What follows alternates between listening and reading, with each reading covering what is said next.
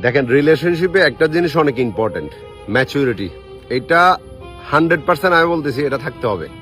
আপনি যদি একটা অল্প বয়সী মেয়ের সাথে রিলেশনশিপ করেন, যেমন ধরেন 14 বছর 15 বছর, এবং আপনি এক্সপেকটেশন করতেছেন যে ওই মেয়েটা আপনার প্রতি লয়াল থাকবে, তো এটা আপনার ভুল ধারণা। কেন বলতেছি?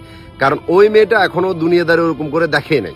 তার চোখে হয়তো সে শুধু আপনাকেই দেখছে এবং আপনার সাথেই আছে, এটা আপনার মনে হচ্ছে।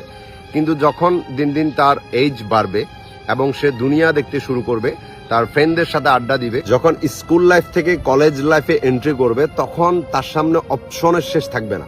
তার ভিতরে গিলটি ফিল হবে যে আপনি হয়তো তার জন্য বেস্ট না। সে অ্যানাদার আরো অনেক ছেলেকে দেখতেছে যারা তার চোখে তার জন্য বেস্ট মনে হবে।